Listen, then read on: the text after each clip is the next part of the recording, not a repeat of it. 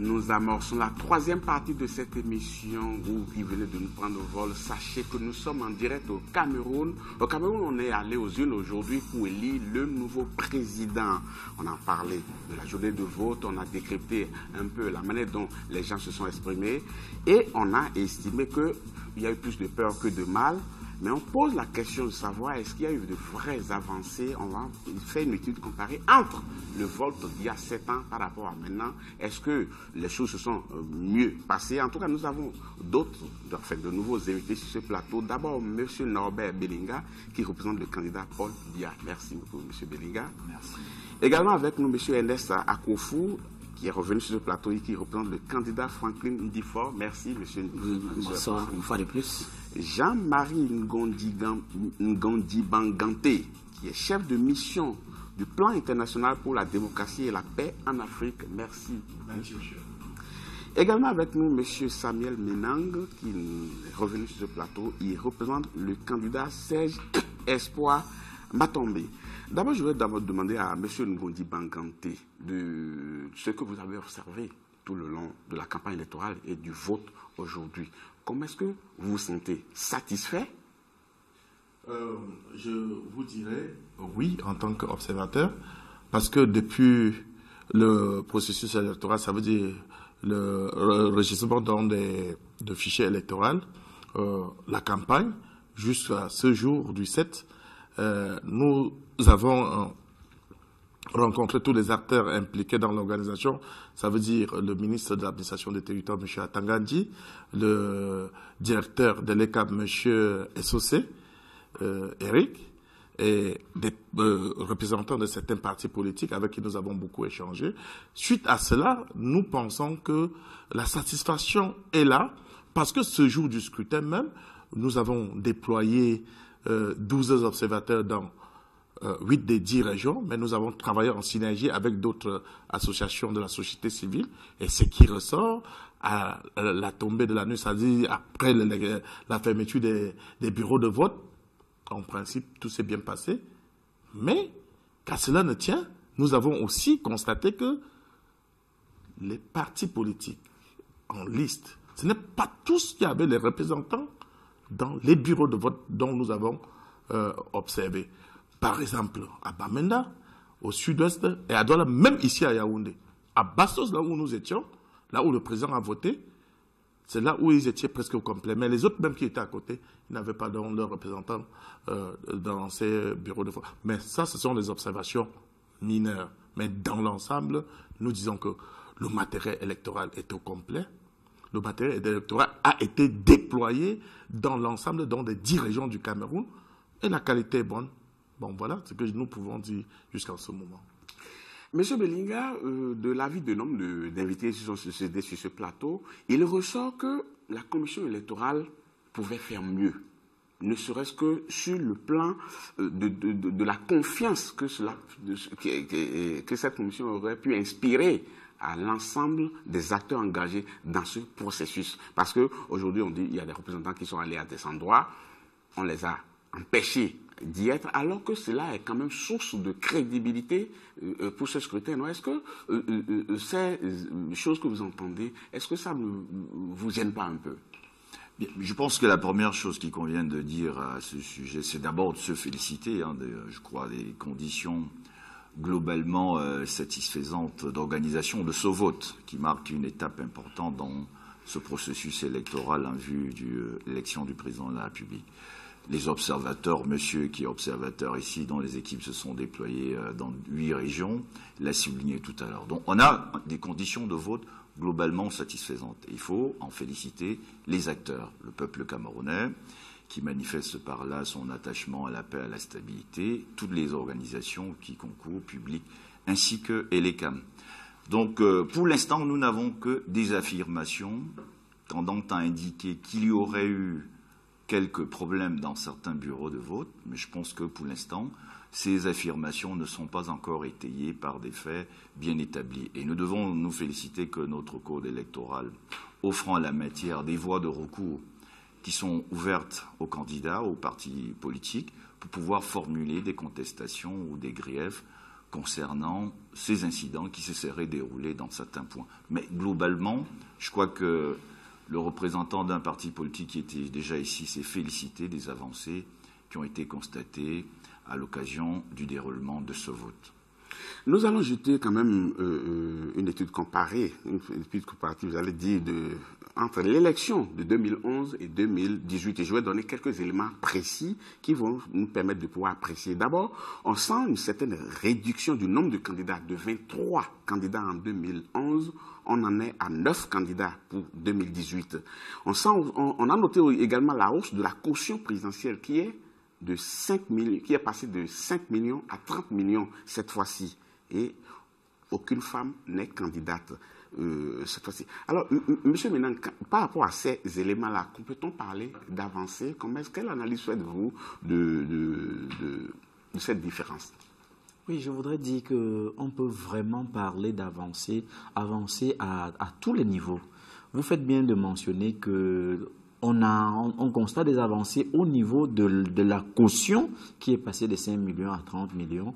Vous parlez du nombre de candidats qui a quelque peu baissé. C'est pas quelque peu, hein, de 23 à 9, c'est pas quelque peu. Beaucoup baissé. Beaucoup baissé. Je le concède de vous beaucoup baissé. Mais seulement, je voudrais aussi ajouter quelque chose. Il y a effectivement avancé parce que même par rapport au déroulé de la campagne, il y a des avancées. En 2011, nous assistions à des batailles, à des insultes, mais lors de ces élections, le débat a été quelque peu élevé. C'était le débat des projets. Quand je parle, je voudrais parler du type de discours qui a relativement changé. À côté de cela, même le comportement de toute la chaîne, malgré le fait que nous signalions des insuffisances, malgré le fait que certains zèles persistent, malgré le fait que certaines personnes ne s'adaptent pas au mécanisme, il est bien de dire qu'il y a eu des avancées, il y a eu une nouvelle façon de faire, que ce soit du côté des partis politiques, que de la structure et les CAM.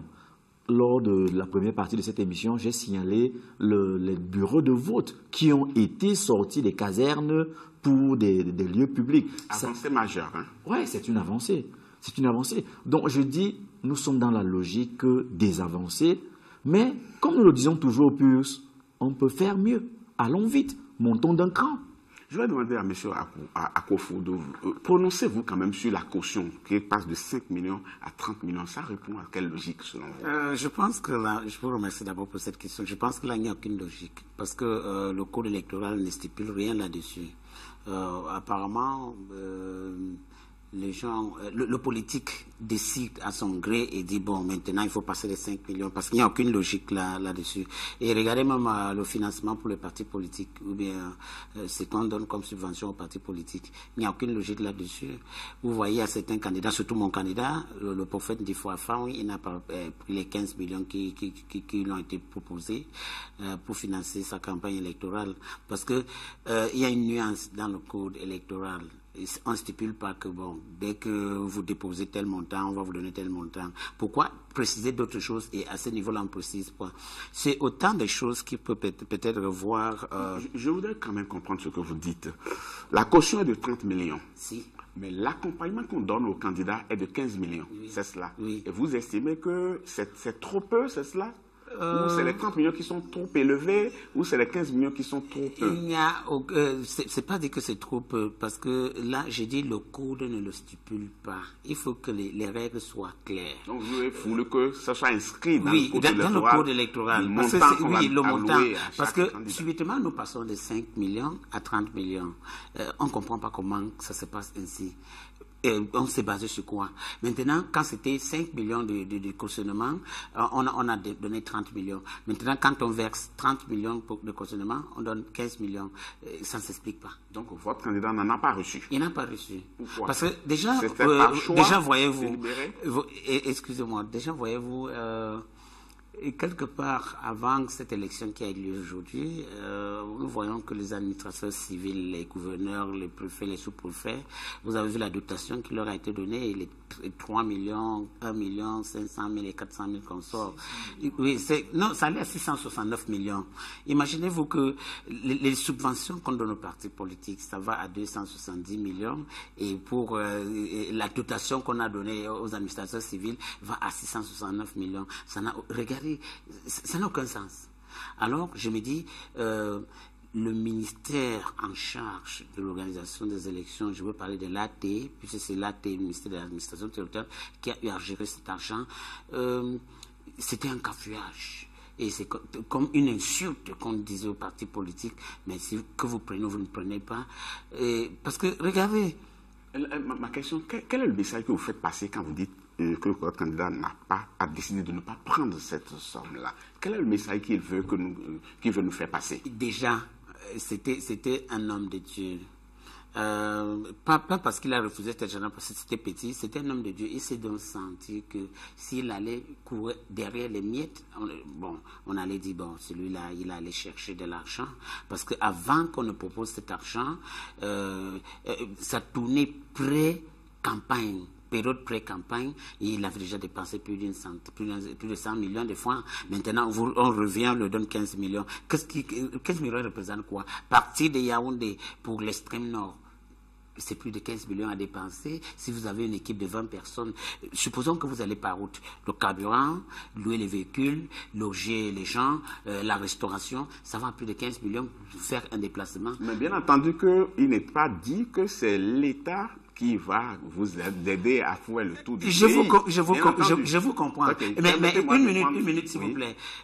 Vous voyez, la loi interdit le financement des partis politiques par des moyens inorthodoxes ou occultes. Alors, quand l'État ne s'apprête pas à décourager cela, les partis politiques vont chercher les financements peu orthodoxe, et vous voyez ce que ça va causer. Alors, vous avez mis le doigt sur quelque chose de très important. Prochainement, il va falloir que l'État fasse en sorte que les partis politiques ne cherchent pas les financements peu orthodoxes. Merci. Monsieur Belinga, de 23 candidats il y a 7 ans, on se retrouve à 9 candidats aujourd'hui. Est-ce qu'on peut dire que c'est la caution qui a procédé aussi à un nivellement? Oui, je pense qu'il faut le dire. Et je pense qu'il s'agit plus d'une avancée. Parce que, voyez-vous, il faut revenir à quelques considérations. Ceux qui prétendent à la fonction présidentielle doivent être des personnes sérieuses en tout point de vue. Parce que l'État est une organisation politique spéciale, particulière. C'est l'État qui nous protège, c'est l'État qui veille à notre sécurité, c'est l'État qui produit les solidarités qui font notre vouloir vivre ensemble, c'est l'État qui apporte le progrès social, qui mène la stratégie. C'est à cause de cela que 23 candidats, c'est trop, c'est ça? Donc, pour prétendre à cette fonction, vous devez donner des garanties que vous avez des soutiens, que vous êtes capable de mobiliser des soutiens qui peuvent vous permettre de diriger un État. Parce que l'État est la clé de voûte de la société. L'État est le garant de la cohésion sociale. Mais certaines personnes estiment que le fait d'avoir beaucoup de candidats, c'est un synonyme de vitalité. Et je voudrais dire que les candidats eux-mêmes ne se sont jamais plaints. Ils ont considéré que cet écrémage, cet critère de sélection était bon pour qu'il y ait une approche plus professionnelle dans la conduite de campagne électorale. Et je crois que c'est plutôt une avancée. Nous allons tout de suite regarder quand même un élément... à la crédibilité de l'élection présidentielle. On va regarder un élément quand même qui fait une étude comparée des deux scrutins de 2011 et de 2018. Suivons tout de suite, on revient sur le plateau pour pouvoir en débattre. Au Cameroun, l'élection présidentielle se tient tous les 7 ans. En 2018, le processus électoral a connu de nombreuses innovations. Tout d'abord, la réduction du nombre de candidats. Le scrutin de 2011 a enregistré 23 candidatures, alors que celui de 2018 a initialement présenté 9 candidatures avec des coalitions moins de 48 heures avant le vote. De plus, la présidentielle de 2018 a été un duel 100% monsieur. Les candidatures de Habiba Issa et de Geneviève Zé-Envené n'ont pas été retenues pour marquer la présence féminine. Tandis qu'en 2011, le scrutin était marqué par la présence d'Edith Kawala et d'Esther Dan, candidates malheureuses, respectivement 6e et 11e lors de la présidentielle de 2011. Par ailleurs, la caution financière pour participer à l'élection présidentielle 2018 a été multipliée par 6. Depuis 2012, on est passé de 5 millions en 2011 à 30 millions de francs CFA en 2018. Cet amendement apporté par les députés au code électoral était vu par nombre d'observateurs comme un frein aux candidatures folkloriques. Cependant, les 30 millions de francs CFA imposés n'ont pas empêché aux 9 candidats d'être retenus par ILECAM en vue de l'élection présidentielle. La forte activité des 8 candidats amène le candidat de la majorité présidentielle à mouiller le maillot. Si lui ne mouille pas, tout au moins ses lieutenants le font. Et ça montre qu'il y aura effectivement compétition. Au moins, du point de vue de la culture politique, du point de vue de l'évolution démocratique, il y a un véritable bond en avant. On voit des candidats jeunes. Le candidat le plus jeune a 38 ans. Et lorsqu'on se dit quand même que l'électorat, c'est un électorat essentiellement jeune, et lorsqu'on inclut un nouvel acteur qui n'était pas là en 2011, les réseaux sociaux, peut-être c'était là, mais c'était encore embryonnaire. Pour la première fois en ce qui concerne l'échéance présidentielle, on assiste à une mobilisation 2.0. La dynamique s'inscrit sur la toile via les réseaux sociaux. Les messages des candidats se partagent et se diffusent. Ils multiplient les posts, les vidéos, les photos, répondent en direct aux interpellations, ce qui amplifie leur visibilité, surtout chez les jeunes et les urbains. Aussi peut-on lire sur le net JVC, JVK, JVPB, des lettres avec lesquelles les internautes marquent leur engagement envers leurs candidats. JVC pour Je vote Cabral, JVK Je vote Camto et JVPB entendez Je vote Paul Biya. La présidentielle de 2018 a également été menée sur le positionnement des affiches et des banderoles. Outre les ordinaires affiches collées sur des panneaux publicitaires et les murs publics souvent fréquentés, les candidats ont varié leur support d'apparition. Certains candidats ont réquisitionné des véhicules de transport pour coller leurs images, à l'instar de Serge Espoir Matomba du PUS. Akeremouna a également peint un bus aux couleurs de son parti, de son slogan et de sa photo. Il en a été de même pour Maurice Kamto du MRC, ainsi que pour Paul Biya, candidat à sa propre succession. Un des derniers faits majeurs, c'est que le candidat sortant, qui à notre point de vue n'était pas très motivé à y aller, n'a pas battu campagne du tout. Il a fait une seule sortie. Et au niveau de l'affichage également, c'était sauvage et désordonné de la part des affiches du candidat Paul Biya.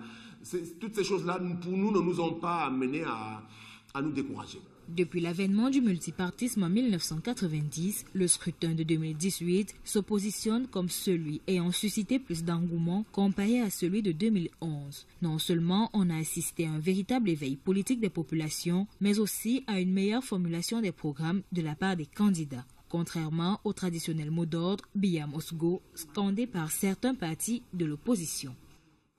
Monsieur Beninga, vous avez une petite précision à apporter? Oui, tout à fait. Contrairement à ce qui a été dit à un panéliste ici, le dépôt de la caution de 30 millions est bien prévu par notre code électoral dans ses dispositions spécifiques à l'élection présidentielle.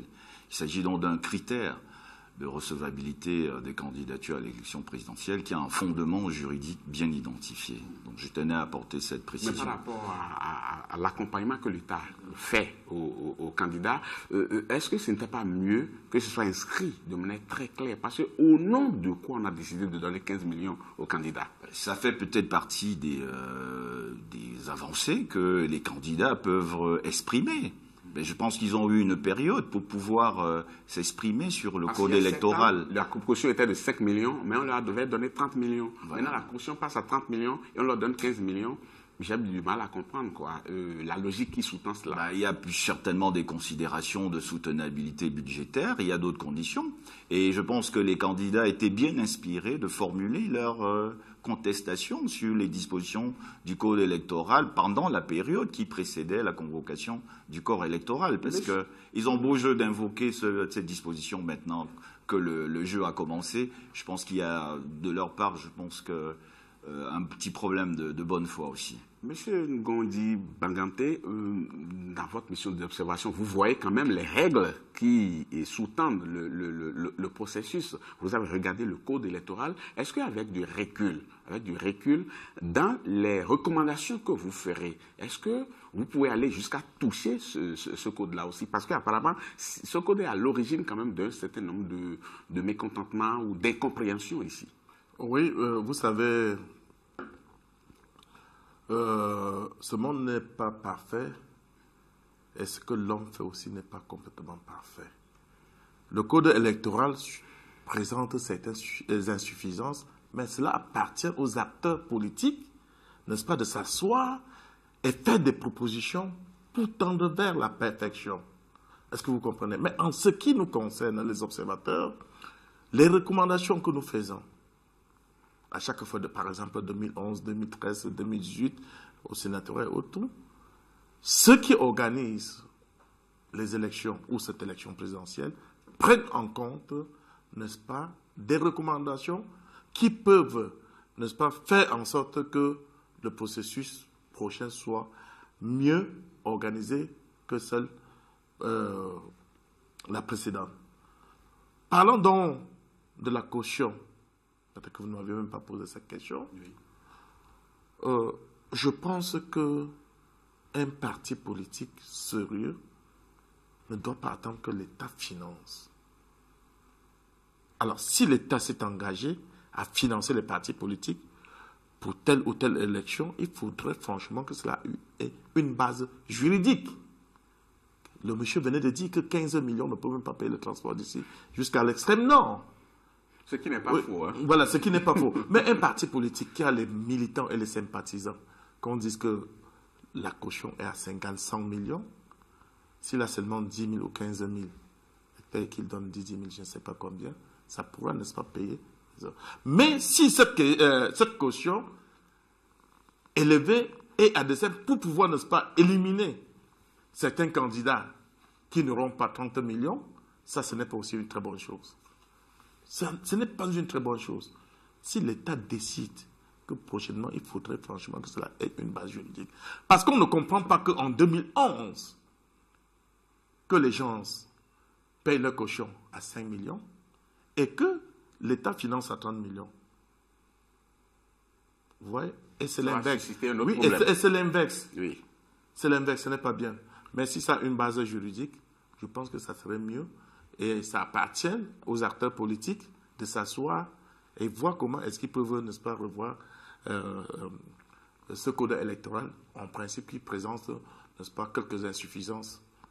C'est tout ce que je peux dire. Monsieur Menang, est-ce qu'en procédant à cette augmentation de montant de la caution, est-ce que ce n'est pas une manière d'accompagner les candidats à dire il ne faudrait pas que ce soit un individu qui finance une candidature, que ce soit un ensemble de personnes? Ça peut répondre à cette logique-là, non?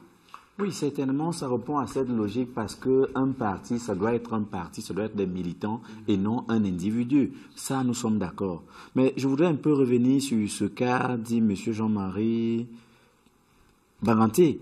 Parce que tout à l'heure, il a dit un parti politique sérieux ne devrait pas forcément attendre la caution pour se mouvoir. Je suis tout à fait d'accord. Mais quand je prends les propos, quand je contraste cela avec ce que M. Bellinga a dit, je voudrais que les téléspectateurs comprennent que, à dire vrai, M. Bellinga a juste essayé d'expliquer. Et en cela, ça n'enlève en rien ce que M. Akufo a dit. Parce qu'en effet, mon parti est de ceux qui n'ont pas pris cet argent, au moins pour deux raisons. La première raison est que, en fait, c'était une politique d'embuscade. C'était de l'embuscade.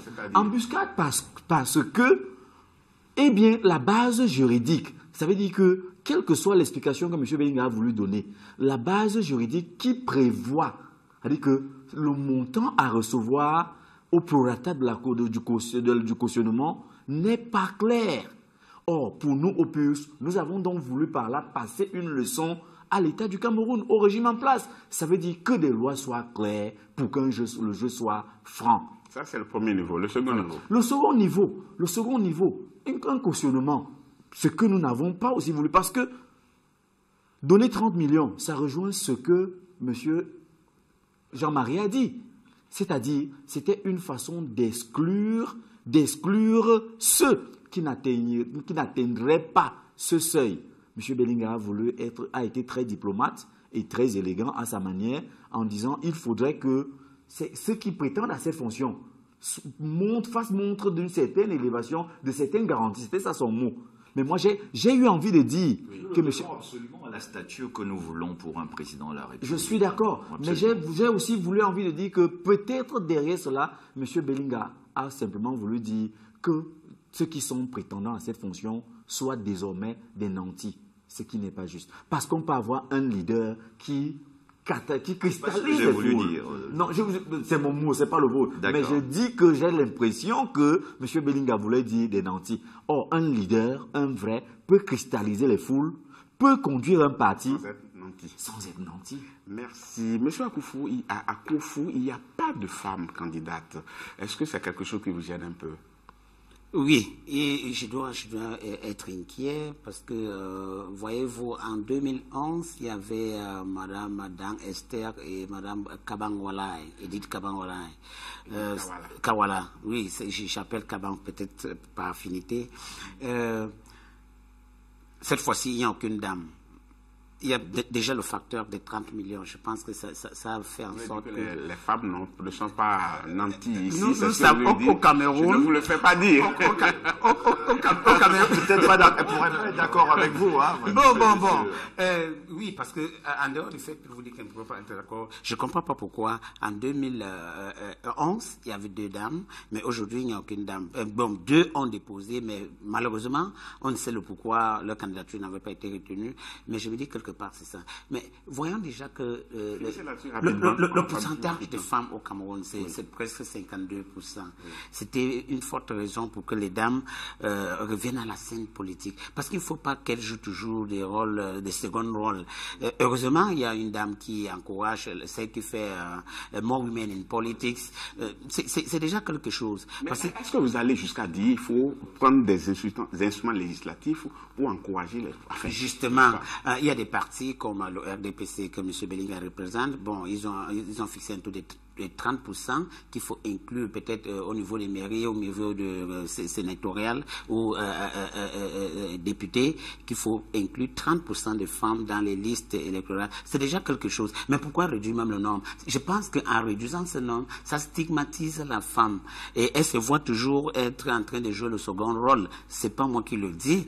Monsieur Akoufou, on va faire un dernier tour de table et vous allez nous dire ce que vous auriez voulu que l'on intègre dans le prochain code pour les prochaines élections afin que l'on note une vraie avancée, M.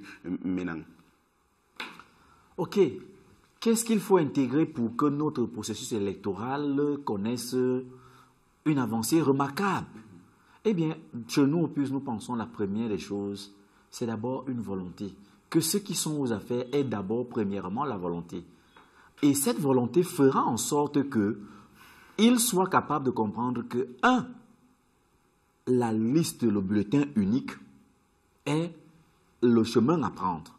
Après le bulletin unique, forcément, il faudrait penser à rendre tout le processus des inscriptions ou jusqu'au résultat peut-être informatisé. Pour la simple raison, je vais vous citer ça, un exemple. Au bureau de vote aujourd'hui, nous avons vu dans une liste électorale une seule femme avec photo inscrite 5 fois dans une liste électorale. Aujourd'hui, nous l'avons vu. Autre proposition? Autre proposition. Que les lois, le respect des lois, les lois comme celles sur le cautionnement soient claires et que la période électorale ou bien les activités des questions électorales ne soient pas gérées par embuscade. Merci beaucoup. Monsieur Bellinga, est-ce que le bulletin unique, ça fait partie de vos souhaits, par exemple, pour les prochaines consultations électorales? Qu'est-ce que vous entendez par bulletin unique? Le bulletin unique, comme il a dit, le seul bulletin, oui, on estampille lors du vote. C'est ça. Parce qu'aujourd'hui, c'est que chaque candidat a un bulletin. Mais quand il s'agit d'un bulletin unique, c'est juste une feuille comme ça, avec estampillé toutes les photos, tous les logos de chaque candidat, et puis l'électeur vient estampiller le logo de son candidat. Est-ce que ça fait partie de quelque chose qui aurait pu permettre à ce que l'on ait un vote beaucoup plus fiable? Parce que ça, l'autre modèle offre des possibilités de triche.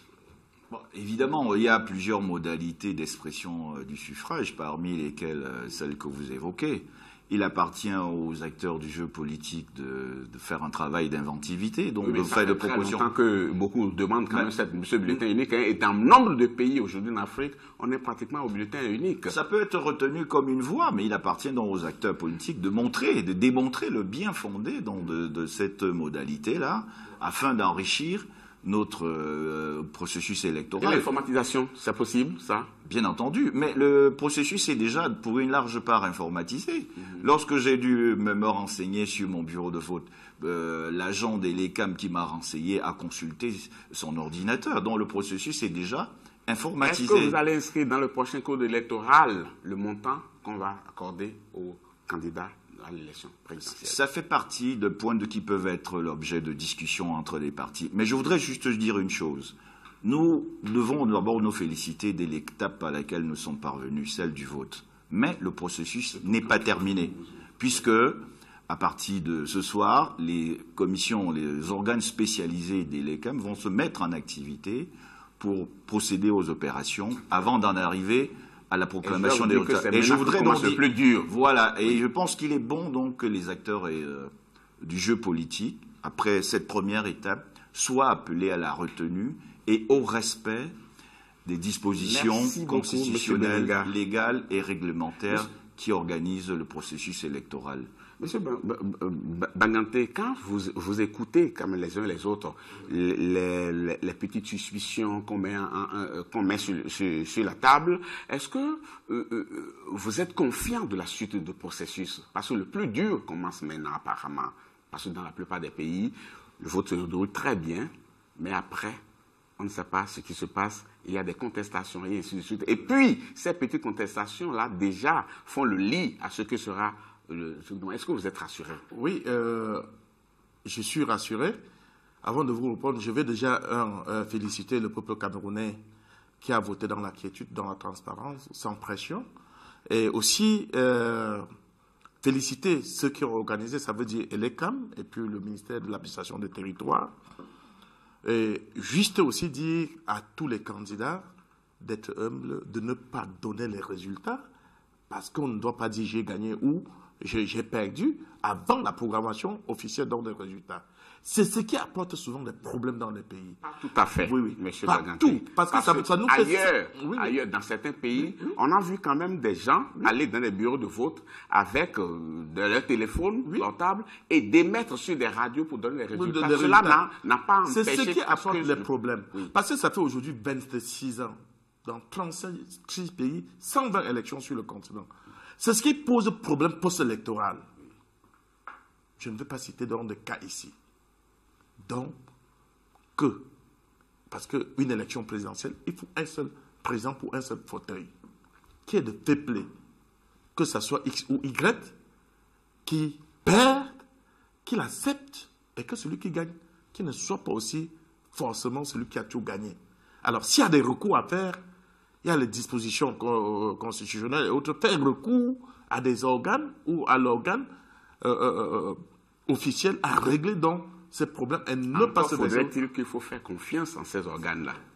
Non, mais écoutez, monsieur, il faut faire confiance à ces organes. Si vous ne faites pas confiance à ces organes, ça veut dire que ça serait complètement le désordre.